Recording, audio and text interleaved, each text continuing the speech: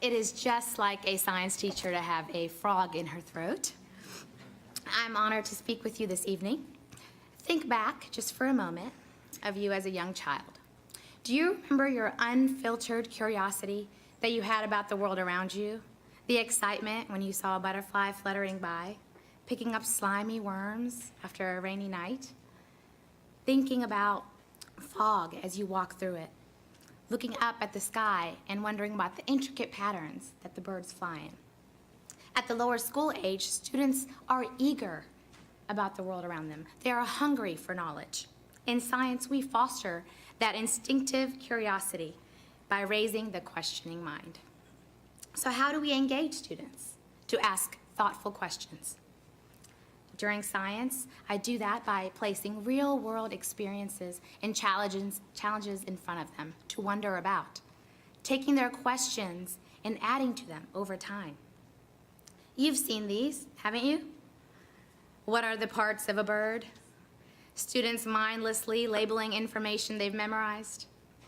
I'd rather ask, how does an animal flourish in its environment?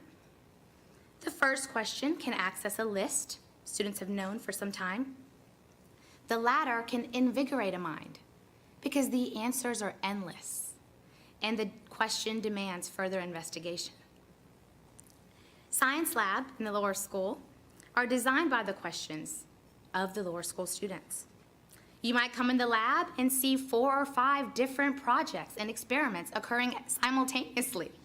My version of organized chaos. Each with a thoughtful question that starts it all. One recent example occurred. We were investigating properties of materials and trying to figure out how properties change physically and chemically. After some experimentation, a student walked up to me and said, "Miss Dager, I know that styrofoam boats float and they're really cheap to make. Why don't we use them to make large boats?" I could have answered him. The learning would have stopped there. I rather asked, how could we design an investigation to help us better understand your question? Students started stirring. There was a general consensus. Let's build styrofoam boats. Instantly, students began dividing up in groups, collaborating with each other, coming up with lists of how they could perform tests on their boats. I thought, okay, let's go with this. They made lists of tests from wind impact to how much weight a boat could withstand, cost of materials, and whether it was environmentally safe. At any point, I could have stopped them, given them an answer of what I thought why we don't have styrofoam boats. Maybe they would go home and Google it, or wonder what Siri had to say about it. But one student's questioning mind led the entire class on a journey to discover for themselves. After many trials, failures, designs, they made a lot of their own conclusions.